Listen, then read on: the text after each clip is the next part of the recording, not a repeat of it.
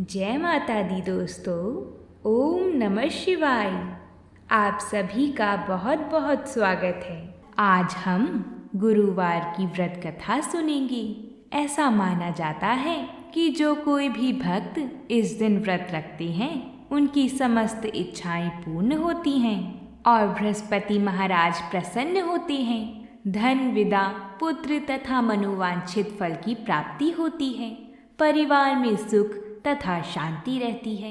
आप सभी कथा को सुनने से पहले वीडियो को लाइक ज़रूर करें। साथ ही में हमारे चैनल को सब्सक्राइब भी करें ताकि आप सभी को ऐसी ही कथाएं सुनने को मिलें और माता रानी की कृपा आप सभी पर बनी रहे। तो आइए प्रभु की कृपा से कथा को प्रारंभ करते हैं। बोलिए भगवान बृहस्पति देव की जय हो। प्राचीन समय की बात है। भारतवर्ष में एक प्रतापी और दानी राजा राज्य करता था। वह नित्य गरीबों और ब्राह्मणों की सहायता करता था। यह बात उसकी रानी को अच्छी नहीं लगती थी। वह ना ही गरीबों को दान देती थी और ना ही भगवान का पूजन ही किया करती थी। राजा को भी दान देने से मना करती थी। एक दिन राजा शिकार खेलने के लिए वन में गए हुए थे तो रानी महल में अकेली थी। उसी समय बृहस्पति देव साधु वेश में राजा के महल में भिक्षा के लिए आए और उन्होंने रानी से भिक्षा मांगी। तब रानी ने भिक्षा देने से इनकार किया और कहा, हे साधु महाराज, मैं तो दान पुण्य से तंग आ गई हूँ। मेरा पति सारा धन लुटाते रहता है। मेरी इच्छा है कि हमारा धन नष्ट हो जाए, फिर ना रहेगा बांस और ना बजेगी बांसुरी। साधु महात्मा ने कहा, देवी, तुम तो बड़ी विचित्र हो। धन और संतान तो सभी चाहते हैं। पुत्र और लक्ष्मी तो पापी के घर भी होने चाहिए। यदि तुम्हारे पास अधिक धन है तो भूखों को भोजन दो, प्यासों के लिए प्याऊ बनवाओ, मुसाफिरों के लिए धर्मशालाएं खुलवाओ। जो निर्धन अपनी कुंवारी कन्याओं का विवाह नहीं कर सकते उनका विवाह कर दो। ऐसे और कई काम हैं जिनके करने से तुम्हारा यश पूरे लोक और परलोक में फैलेगा। परंतु रानी पर उपदेश का कोई प्रभाव ना पड़ा। वह बोली, महाराज, आप मुझे कुछ ना समझाएं। मैं ऐसा धन नहीं चाहती जो हर जगह बांटती फिरूं। साधु महात्मा ने उत्तर दिया, यदि तुम्हारी ऐसी ही इच्छा है तो तथास्तु। तुम ऐसा करना कि बृहस्पतिवार को घर को लीपकर पीली मिट्टी से अपना सिर धोकर स्नान करना, भट्टी चढ़ाकर कपड़े धोना। ऐसा करने से आपका सारा धन नष्ट हो जाएगा। इतना कहकर वह साधु महाराज वहाँ से चले गए। जैसा साधु महात्मा ने कहा था उसको करते हुए रानी ने केवल 3 बृहस्पतिवार ही बिताए थे कि उसकी सारी धन संपत्ति नष्ट हो गई। भोजन के लिए राजा का परिवार तरसने लगा। तब एक दिन राजा ने रानी से बोला कि रानी, तुम यहीं रहो, मैं दूसरे देश को जाता हूँ। क्योंकि यहाँ पर सभी लोग मुझे जानते हैं, इसलिए मैं यहाँ कोई छोटा कार्य नहीं कर सकता। ऐसा कहकर राजा परदेश चली गई। वहाँ वह जंगल से लकड़ी काट कर लाती और शहर में बेचा करती थी। इस तरह वह अपना जीवन व्यतीत करने लगी। इधर राजा के परदेश जाते ही रानी और दासी दुखी रहने लगी। एक बार जब रानी और दासी को 7 दिन तक बिना भोजन के रहना पड़ा तो रानी ने अपनी दासी से कहा कि दासी, पास ही के नगर में मेरी बहन रहती है, तुम उसके यहाँ से कुछ खाने को ले आओ, वो बहुत धनवान है। तब दासी रानी के बहन के घर गई। उस दिन गुरुवार था और रानी की बहन उस समय बृहस्पतिवार व्रत की कथा सुन रही थी। दासी ने रानी की बहन को आवाज़ लगाई और रानी का संदेश भी दिया, लेकिन रानी की बड़ी बहन ने कोई उत्तर नहीं दिया, क्योंकि वह कथा के बीच में नहीं उठ सकती थी। तब दासी को बहुत क्रोध आया। दासी वापस अपनी रानी के घर आ गई और उसने रानी को उसकी बहन की सभी बात बताई। इधर रानी की बहन ने सोचा कि मेरी बहन की दासी आई थी, परंतु मैं उसे नहीं बोल सकी, इससे वह बहुत दुखी हुई होगी। कथा सुनकर और पूजन समाप्त करके वह अपनी बहन के घर आई और कहने लगी, बहन, मैं बृहस्पतिवार का व्रत कर रही थी। तुम्हारी दासी मेरे घर आई थी, परंतु जब तक कथा होती है तब तक ना तो उठते हैं और ना ही बोलते हैं, इसलिए मैं नहीं बोली। कहो दासी, क्यों गई थी? रानी बोली, बहन, तुमसे क्या छिपाऊं? हमारे घर में खाने तक को अनाज नहीं था। ऐसा कहते कहते रानी की आंखों में आंसू आ गए। उसने दासी समेत पिछले 7 दिनों से भूखे रहने तक की सारी बात बताई। रानी की बहन बोली, देखो बहन, भगवान बृहस्पति देव सबकी मनोकामना को पूर्ण करते हैं। देखो, शायद तुम्हारे घर में अनाज रखा होगा। पहले तो रानी को विश्वास नहीं हुआ, पर बहन के आग्रह करने पर दासी को अंदर भेजा। जब दासी अंदर गई तो उसे सचमुच अनाज से भरा हुआ एक घड़ा मिला। यह देखकर दासी को बड़ी हैरानी हुई। दासी रानी से कहने लगी, रानी साहब, जब हमको भोजन नहीं मिलता तो हम व्रत ही तो करते हैं ना, इसलिए क्यों ना इनसे व्रत और कथा की विधि पूछ ली जाए, ताकि हम भी व्रत कर सकें।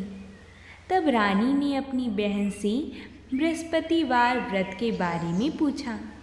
रानी की बहन ने बताया, बहन, बृहस्पतिवार के दिन व्रत में चने की दाल और मुनक्का से भगवान विष्णु का केले की जड़ में पूजन करें और दीपक जलाएं, व्रत कथा सुने और पीला भोजन ही करें।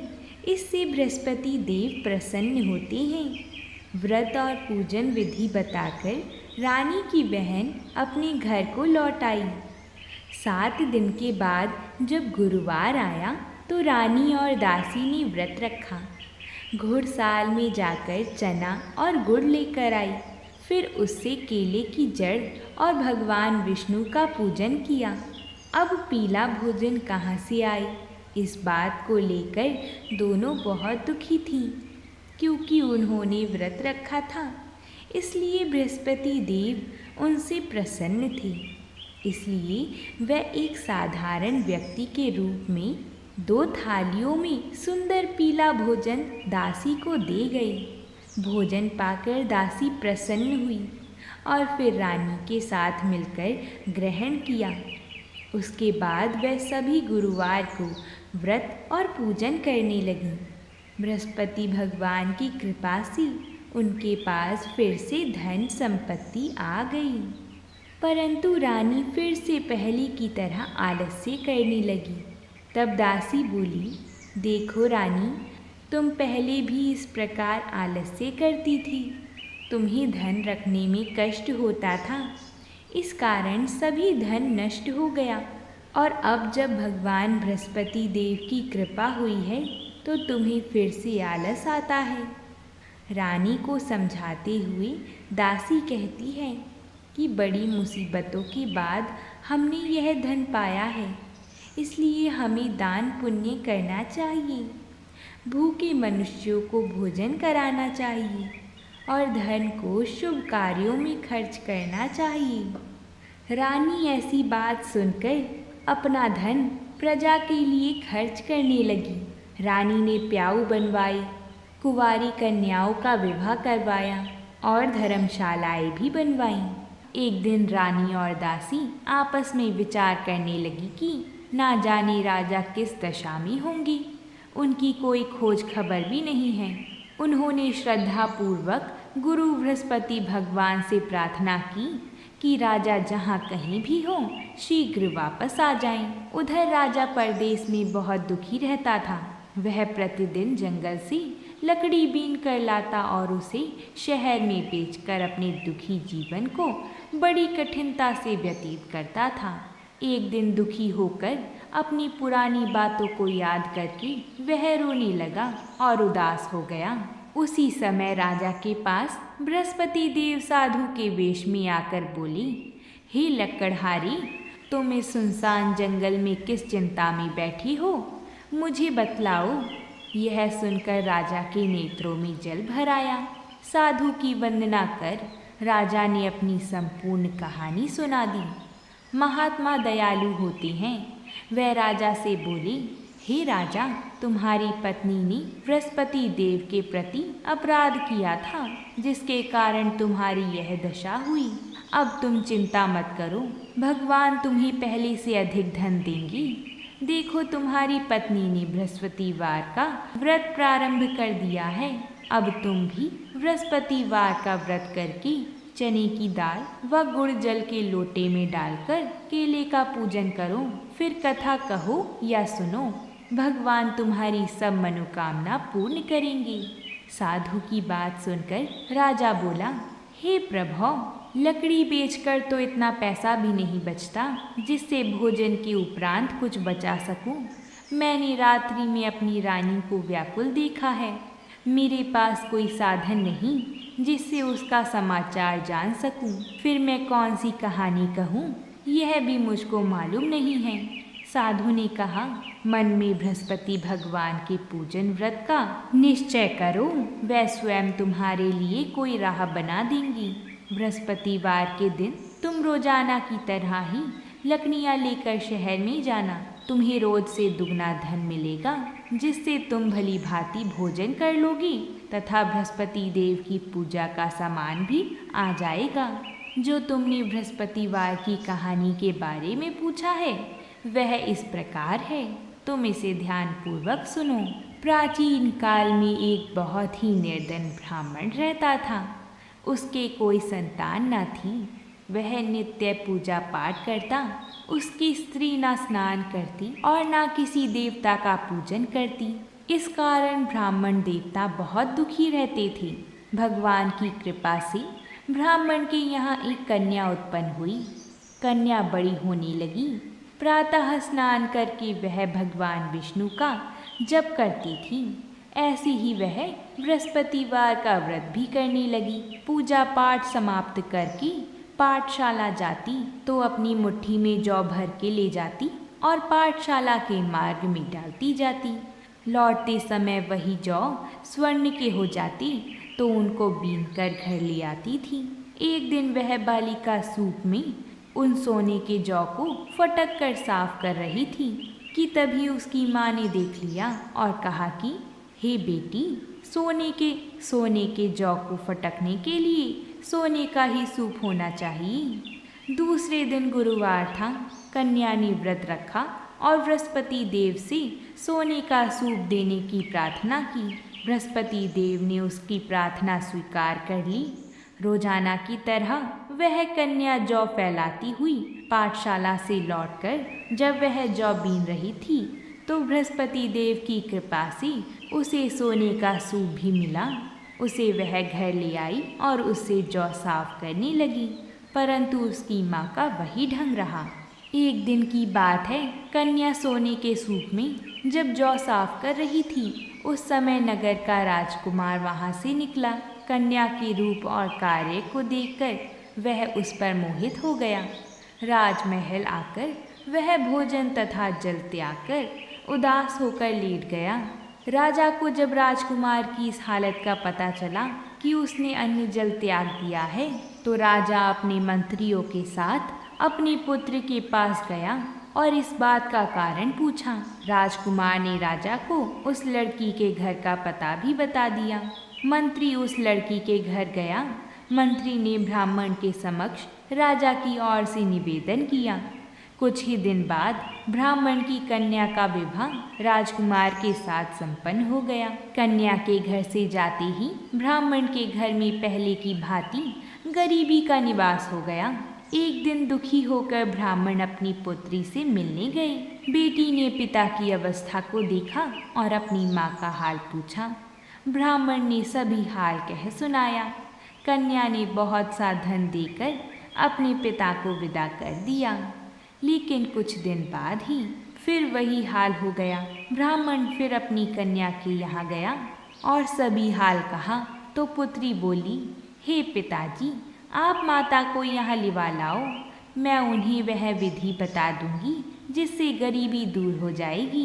ब्राह्मण देवता अपनी स्त्री को साथ लेकर अपनी पुत्री के पास राजमहल पहुँचे तो पुत्री अपनी माँ को समझाने लगी, हे माँ देखो, तुम प्रातः काल स्नान आदि करके विष्णु भगवान का पूजन करो तो सब दरिद्रता दूर हो जाएगी।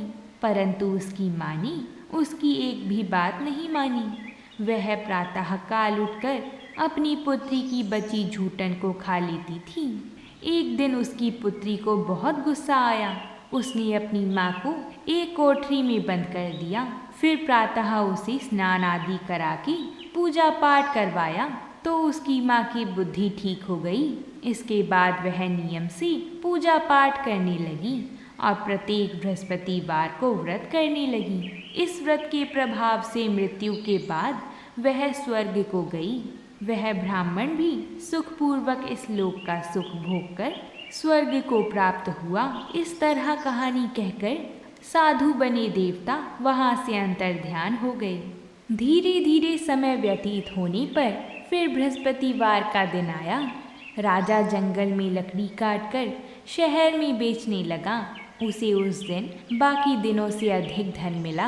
राजा ने चना गुड़ आदि लाकर बृहस्पतिवार का व्रत किया। उस दिन से उसके सभी कलेश दूर हो गए। परंतु जब अगले गुरुवार का दिन आया तो वह बृहस्पतिवार का व्रत करना भूल गया। इस कारण बृहस्पति भगवान नाराज हो गए। उस दिन उस नगर के राजा ने विशाल यज्ञ का आयोजन किया था तथा अपनी समस्त राज्य में घोषणा करवा दी थी कि सभी मेरे यहाँ भोजन करने आवे, किसी के घर में भी चूल्हा ना जले। इस आज्ञा को जो ना मानेगा उसको फांसी दे दी जाएगी। राजा की आज्ञा अनुसार राज्य के सभी वासी राजा के भोज में सम्मिलित हुए। लेकिन लकड़हारा कुछ देर से पहुंचा, इसलिए राजा उसको अपने साथ महल में ले गए।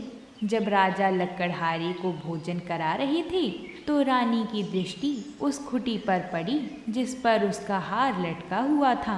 उसे हार खुटी पर लटका दिखाई नहीं दिया। रानी को निश्चय हो गया कि मेरा हार इस लकड़हारे ने चुरा लिया है। उसी समय सैनिक बुलवाकर उसको जेल में डलवा दिया गया। लकड़हारा जेल में विचार करने लगा कि ना जाने कौन सी पूर्व जन्म के कर्म से मुझे यह दुख प्राप्त हुआ है, और जंगल में मिले साधु को याद करने लगा। तत्काल बृहस्पति देव साधु के रूप में प्रकट हो गए और कहने लगी, अरे मूर्ख, तूने बृहस्पति देवता की कथा नहीं की, उसी कारण तुझे यह दुख प्राप्त हुआ है। अब चिंता मत कर, बृहस्पतिवार के दिन जेल खाने के दरवाजे पर तुझे 4 पैसे पड़े मिलेंगी। उनसे तू बृहस्पतिवार की पूजा करना तो तेरा सभी कष्ट दूर हो जाएगा। अगले बृहस्पतिवार के दिन उसे जेल के द्वार पर 4 पैसे मिले। राजा ने पूजा का सामान मंगवाकर कथा कही और प्रसाद बांटा। उसी रात्रि में बृहस्पति देव ने उस नगर के राजा को स्वप्न में कहा, हे राजा, तूने जिसे जेल में बंद किया है उसे कल छोड़ देना, वह निर्दोष है। राजा प्रातः काल उठा और खुटी पर हार टंगा देखकर लकड़हारे को बुलाकर क्षमा मांगी तथा राजा के योग्य सुंदर वस्त्र आभूषण भेंट कर उसे विदा किया। गुरुदेव की आज्ञा अनुसार राजा अपने नगर को चल दिया।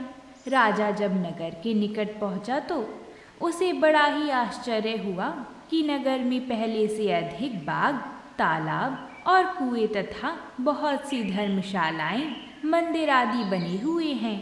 राजा ने पूछा कि यह किसका बाग और धर्मशाला है। तब नगर के सब लोग कहने लगे कि यह सब हमारी रानी और दासी द्वारा बनवाए गए हैं।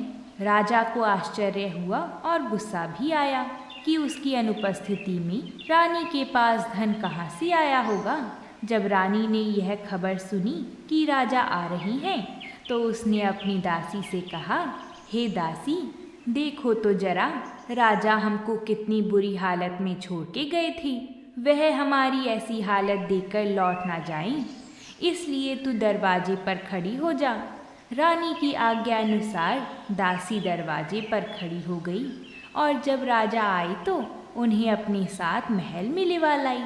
तब राजा ने क्रोध करके अपनी तलवार निकाली और पूछने लगा, बताओ यह धन तुम्हें कैसे प्राप्त हुआ है। तब रानी ने सारी कथा कह सुनाई। तब राजा ने निश्चय किया कि मैं रोजाना दिन में 3 बार कहानी कहा करूँगा और रोज व्रत किया करूँगा। अब हर समय राजा के दुपट्टे में चने की दाल बंधी रहती तथा दिन में 3 बार कथा कहता। एक रोज राजा ने विचार किया कि चलो अपनी बहन के यहाँ हो आऊं। इस तरह का निश्चय कर राजा घोड़े पर सवार होकर अपनी बहन के यहाँ चल दिया। मार्ग में उसने देखा कि कुछ आदमी एक मुर्दे को लिवा जा रहे हैं। उन्हें रोककर राजा कहने लगा, अरे भाइयों, मेरी बृहस्पतिवार की कथा सुन लो। वह बोले, लो, हमारा तो आदमी मर गया है, इनको अपनी कथा की पड़ी है। परंतु कुछ आदमी बोले, अच्छा कहो, हम तुम्हारी कथा भी सुनेंगे। तब राजा ने दाल निकाली और कथा कहनी शुरू कर दी। जब कथा आधी हुई तो मुर्दा हिलने लगा और जब कथा समाप्त हुई तो राम राम करके वह मुर्दा खड़ा हो गया। राजा आगे बढ़ा। उसे चलते चलते शाम हो गई। आगे मार्ग में उसे एक किसान खेत में हल चलाता हुआ मिला। राजा ने उससे कथा सुनने का आग्रह किया, लेकिन वह नहीं माना। राजा आगे चल पड़ा। राजा के हटते ही बैल पछाड़ खाकर गिर गई तथा किसान के पेट में बहुत जोर से दर्द होने लगा। उसी समय किसान की माँ रोटी लेकर आई। उसने जब देखा तो अपने पुत्र से सब हाल पूछा। बेटे ने सभी हाल बता दिया। बुढ़िया दौड़ती दौड़ती उस घुड़सवार के पास पहुंची और उससे बोली, मैं तेरी कथा सुनूंगी, तू अपनी कथा मेरे खेत पर ही चलकर कहना। राजा ने लौटकर बुढ़िया के खेत पर जाकर कथा कही, जिसके सुनते ही बैल खड़ी हो गई तथा किसान के पेट का दर्द भी बंद हो गया। राजा अपनी बहन के घर जा पहुंचा। बहन ने भाई की खूब मेहमान नवाजी करी। दूसरे रोज प्रातःकाल राजा जागा तो वह देखने लगा कि यहाँ सब लोग भोजन कर रहे हैं। राजा ने अपनी बहन से जब पूछा, ऐसा कोई मनुष्य है जिसने भोजन नहीं किया हो, जो मेरी बृहस्पतिवार की कथा सुन ले। बहन बोली, हे भैया, यह देश ऐसा ही है।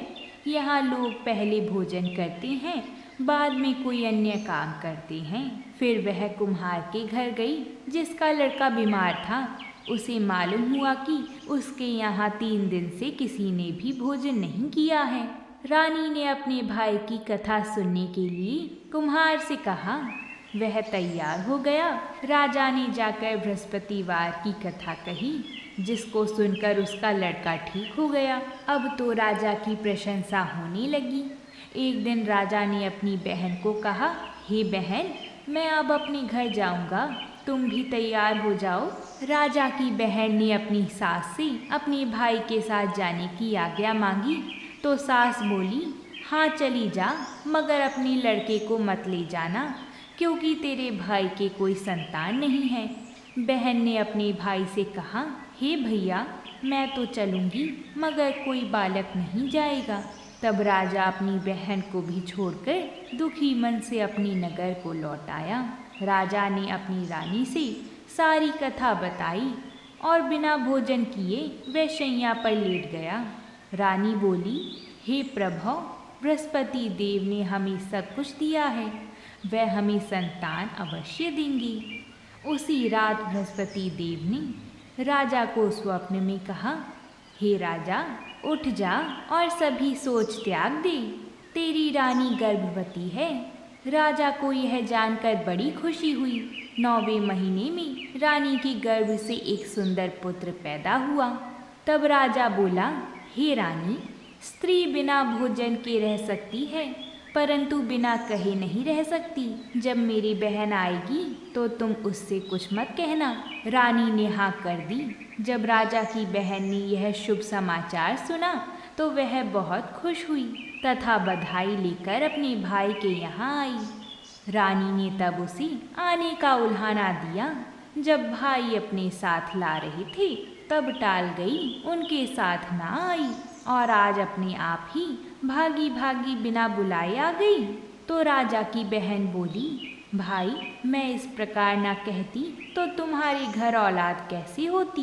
बृहस्पति देव सभी कामनाएं पूर्ण करते हैं। जो सद्भावना पूर्वक बृहस्पतिवार का व्रत करता है एवं कथा पढ़ता है अथवा सुनता है और दूसरे को सुनाता है, बृहस्पति देव उसकी सभी मनोकामना पूर्ण करते हैं, उनकी सदैव रक्षा करते हैं। जो संसार में सद्भावना से गुरुदेव का पूजन एवं व्रत सच्चे हृदय से करते हैं, उनकी सभी मनोकामना वैसे ही पूर्ण होती हैं जैसे सच्ची भावना से रानी और राजा ने बृहस्पति देव की कथा का गुणगान किया तो उनकी सभी इच्छाएं बृहस्पति देव जी ने पूर्ण की। अनजाने में भी बृहस्पति देव की उपेक्षा ना करें। ऐसा करने से सुख शांति नष्ट हो जाती है। इसलिए सबको कथा सुनने के बाद प्रसाद लेकर ही जाना चाहिए। हृदय से उनका मनन करते हुए जयकारा बोलना चाहिए। बृहस्पति देव जी की जय हो। अगर आप सभी को हमारी ये कथा पसंद आई हो तो वीडियो को लाइक ज़रूर करिएगा। प्रेम से बोलिए जय माता दी।